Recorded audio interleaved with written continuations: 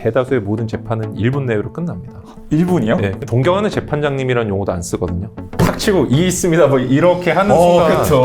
제 생각에 아마 변호사는 감치라 그래서 감옥에 갈 수 있는.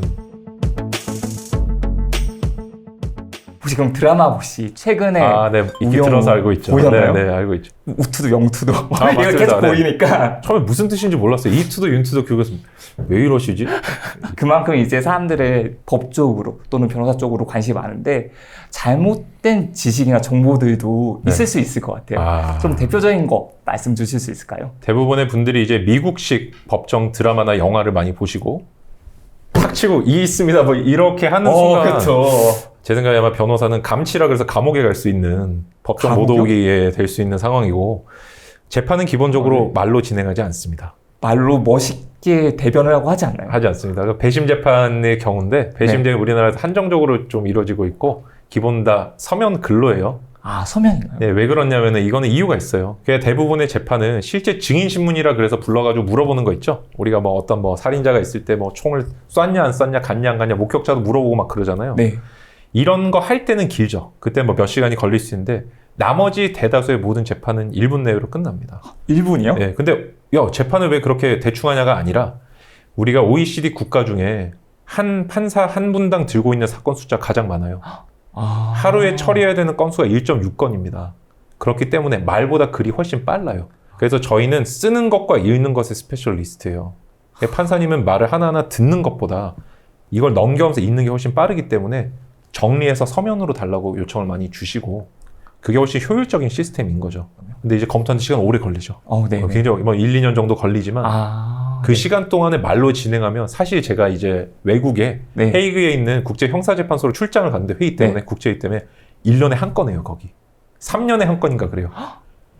부르고 말 듣고 번역하고 진짜 다 들으면서 하기 때문에. 그러니까 우리가 이런 극적인 차이를 체감을 못하고 살고 그 다음에 왜 재판 그렇게 빨리 하라고 하시지만 여기는 네. 현실적인 문제가 있다. 그래서 실제 우리나라 재판은 가서 서서 말로 하는 경우는 거의 없습니다. 법정 드라마나 영화를 보게 되면 너무 멋있게 나오잖아요. 네. 검사, 변호사와 네. 대립, 네. 거기서 판사의 결론 이런데 이게 현실은 아니군요. 저는 이제 그런 영화 보면 거의 반지의 제왕 같은 느낌이 좀 들죠. 굉장히 공상적인 어떤 미국스러운 우리나라 법정에서 거의 네. 있을 수 없는 존경하는 재판장님이라는 용어도 안 쓰거든요. 그 용어도 쓰지 안 않나요? 씁니다. 존경하는 재판장님 하면 약간 순간 이제 뒤에 변호사님들이 대기를 하고 있어요. 네.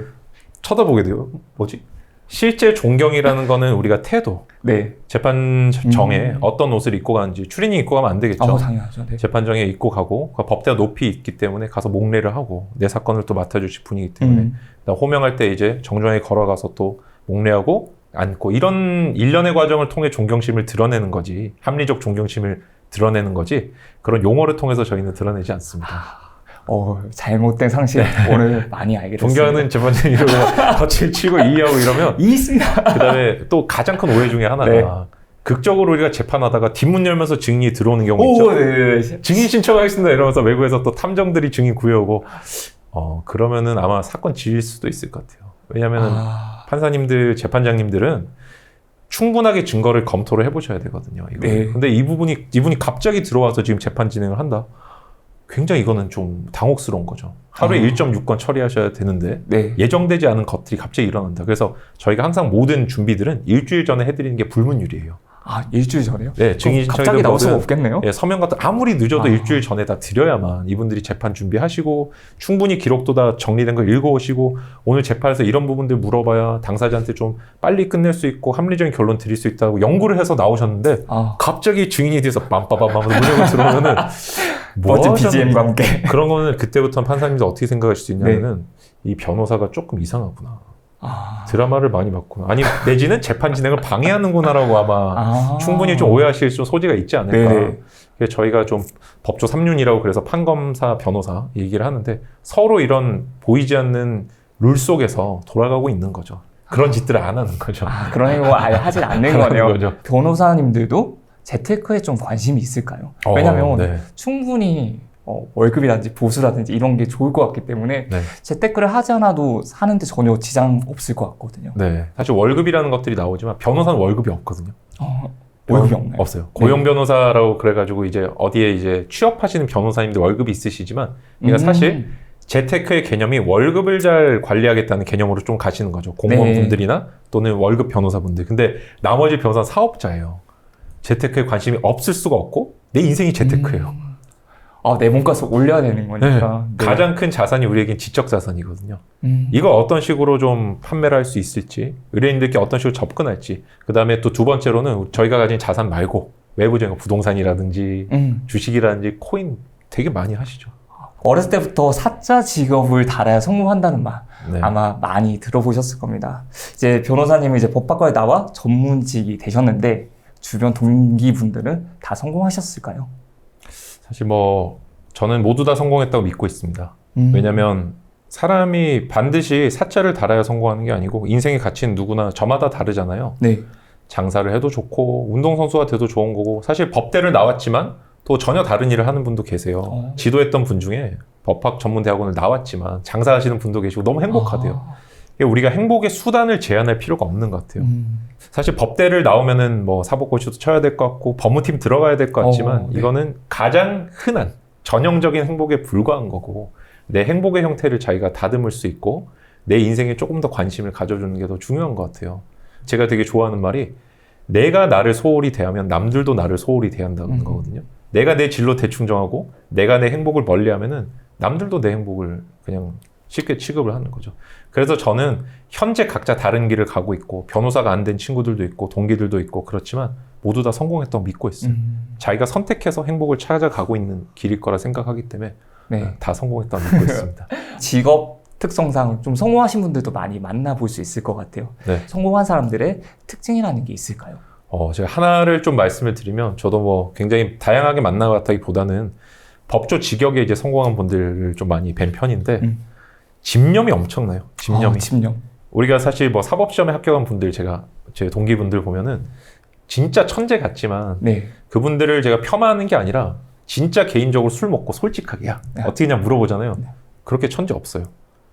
진짜 끊임없이 책 반복해서 보고 진짜 1000번, 2000번 봐서 통째로 외우려고 노력하고 딸달달 외우려고 진짜 남 잠자는 시간 안 자고 공부하고 화장실 가서도 공부하고 걸어다니면서 공부하고 진짜 삶을 어떤 처절함으로 물들인 분들이 나중에 성공이라는 열매를 내가 받는 거지 진짜 순전히 머리 좋아서 한 번만에 보고 물론 있어요. 한 번만에 보고 다 외우는 좀 재수없는 분들이 있더라고요. 천재는 이긴 하더라고요. 이긴 하더라고요. 근데 그거는 제가 생각할 때 10년에 한두 명? 잘은 없고 물론 이제 우리 재능의 어떤 차이들도 존재하긴 하죠. 그렇지만은 대부분의 분들은 놀랍게도 노력의 천재예요. 노력의 천재. 내가 선택한 길이 사실 우리가 이런 말을 많이 쓰거든요. 공부밖에 못한다. 공부밖에 모른다. 근데 대신에 나는 이거밖에 모르니까 이거는 죽을 각오로 하겠다. 제가 친구들의 요즘에 이제 또 큰 화두 중에 하나가 재테크거든요. 예를 들어 어디에 투자했어 이런 얘기 하잖아요. 샀어 이러면은 왜 이렇게 꼭 물어봐요. 진짜 신기하게 다 대답이 있어요. 근데 어떤 친구들 예를 들어 잃을 수도 있고 딸 수도 있잖아요. 네. 어떤 순간에 내가 자산을 더 모을 수도 있고 이런데 그런 친구들은 물어봐도 후회가 없어요.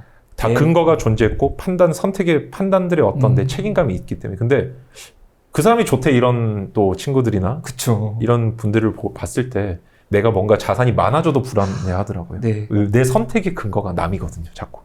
그런 경우들을 굉장히 많이 봤어요. 그래서 내 선택에 집중하고 책임질 수 있는 끈기, 인내 이게 사실 제가 주변에 봤던 성공한 사람들의 가장 큰 공통점이 아니었나 이런 생각이 듭니다. 가장 실패하는 사람들의 특징이라고 보면 탓을 많이 하는 부분들이 있을 거예요. 네. 예를 들어서 내가 투자를 했는데 남의 말을 듣고 네.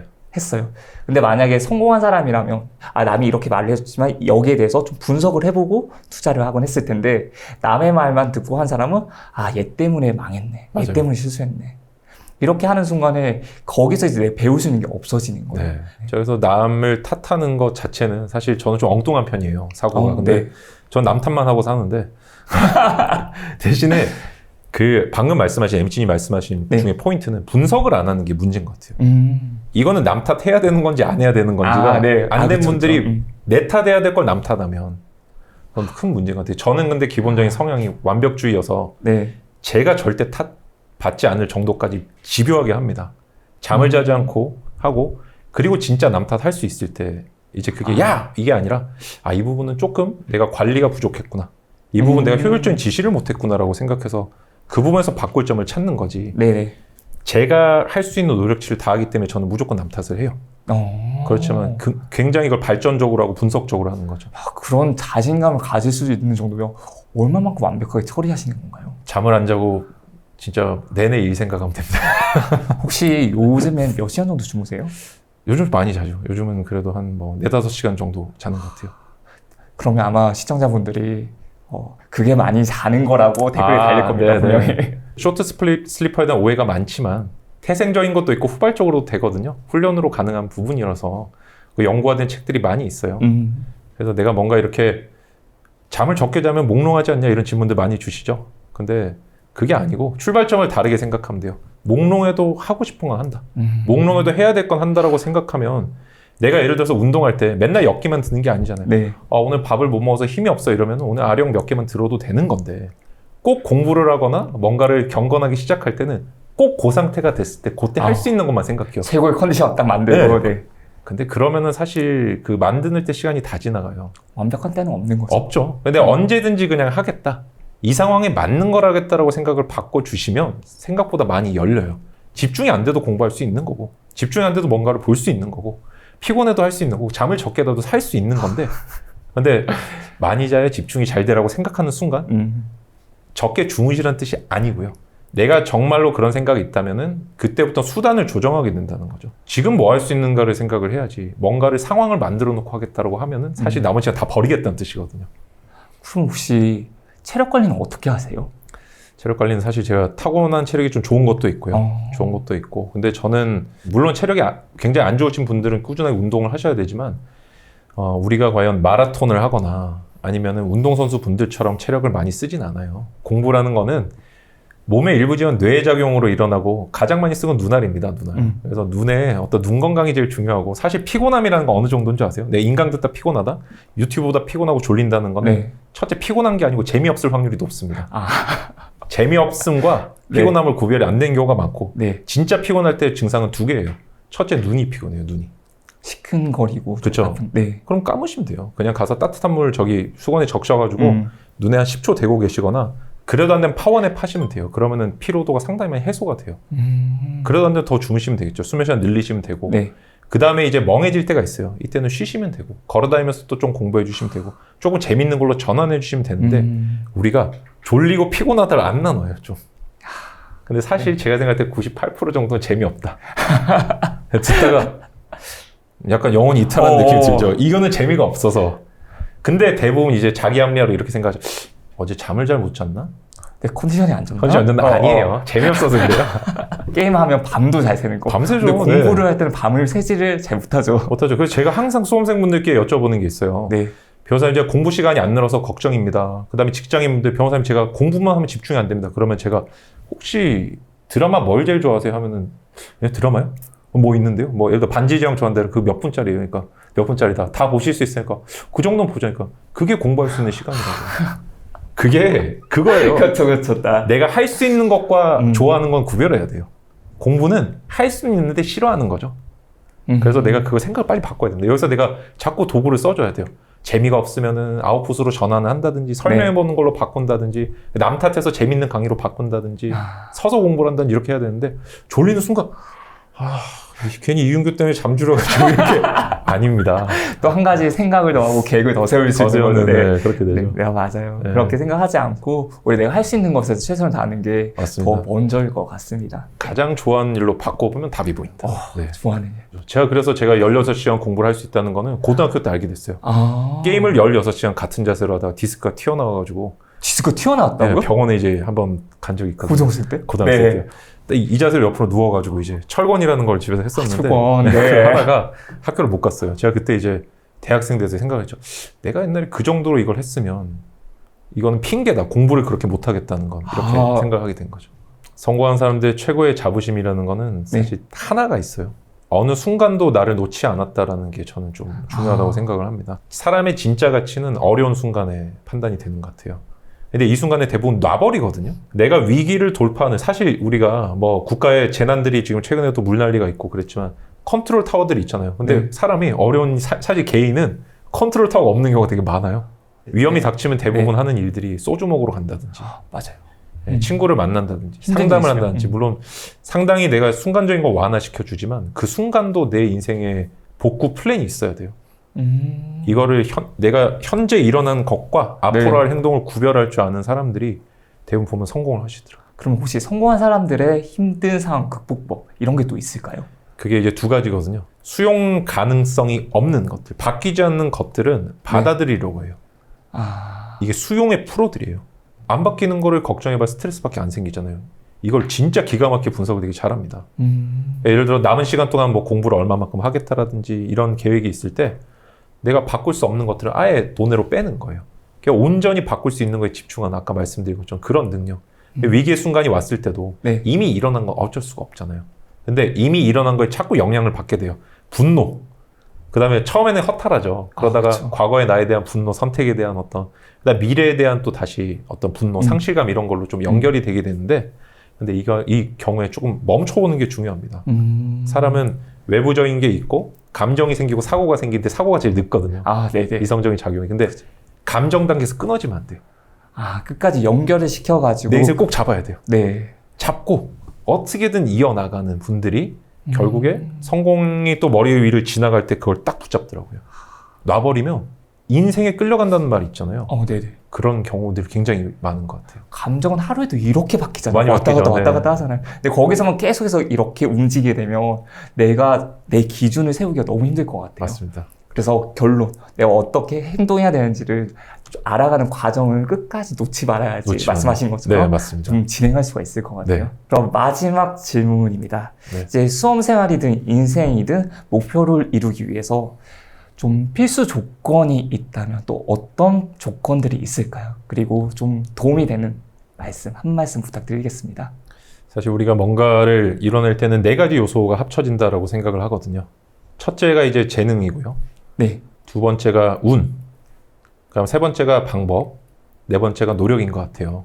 네. 근데 앞서 말씀드린 2가지 재능과 운 같은 거는 사실 절대적입니다.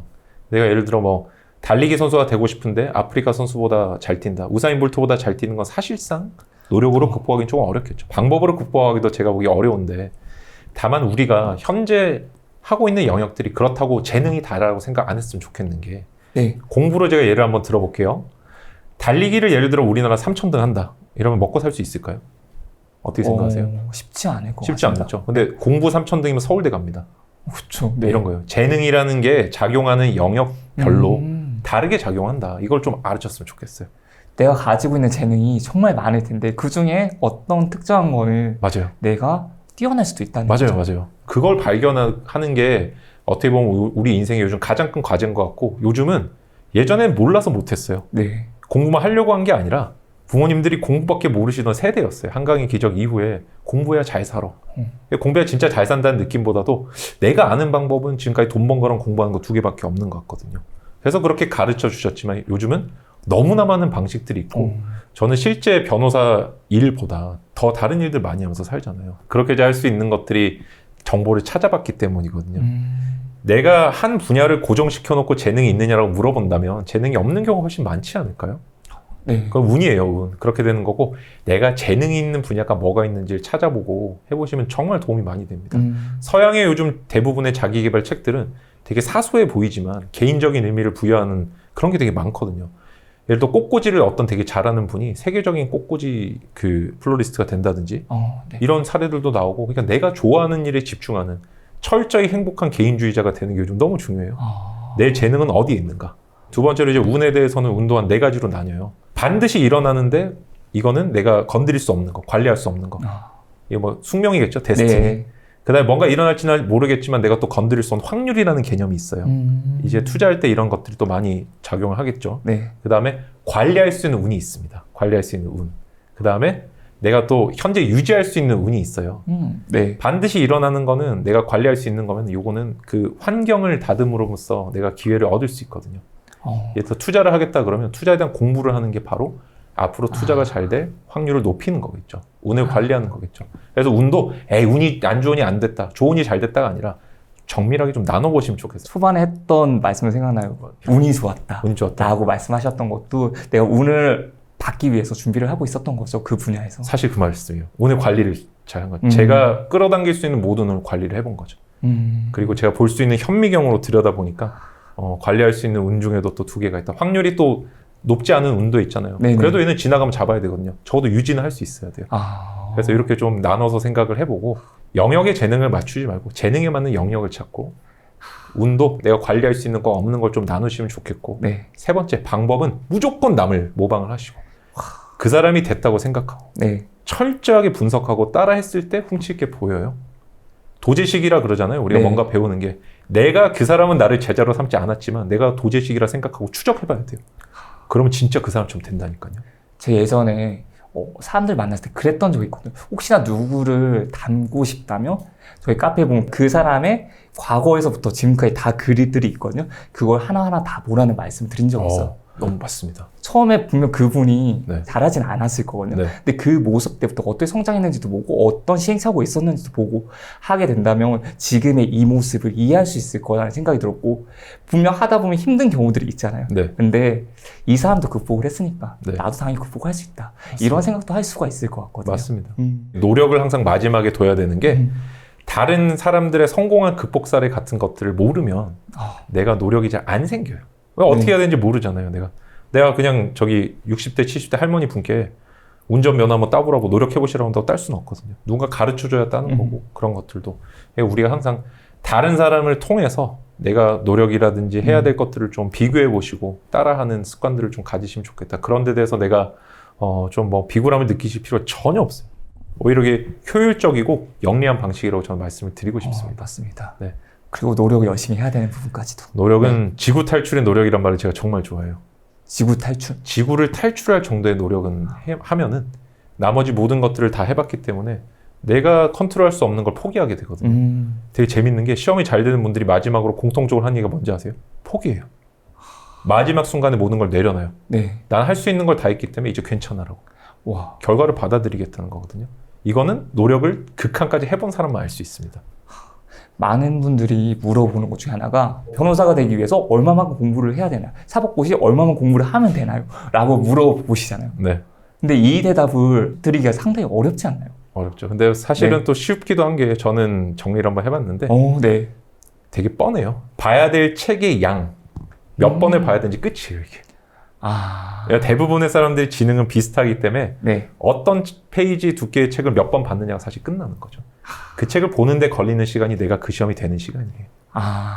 그 시간, 그렇게 역으로 계산을 해볼 수가 있겠네요. 모든 게 그렇습니다. 투자 같은 거 내가 할 때도 마찬가지로 네. 어떤 사람을 따라하겠다. 네. 내지 어떤 사람의 방식을 한번 모방해보겠다 하면은 그 사람이 뭐 어떤 방식을 가지고 있는지 분석을 해야 이걸 습득하는 데 시간이 걸리고 내가 어느 시간에 배치할지 차를 타고 다니면서 들을지 집에서 집중적으로 할지가 나오는 거고 그냥 하기 시작하면 끝이 없어요. 그래서 아까도 말씀드린 것처럼 전체를 보고 시작하는 게 여기서도 의미가 있는 거죠. 전체를 보고 진짜 시간을 가늠할 수 있겠네요. 맞아요. 그래야 거꾸로 올 수 있어요. 지금 말씀드린 재능, 운, 방법, 노력 어느 하나도 빠질 게 없는 것 같아요. 이게 전부 다 있어야지 필수 조건으로 이제 인생이든 목표든 성공할 수 있을 것 같다는 생각이 듭니다. 맞습니다. 네.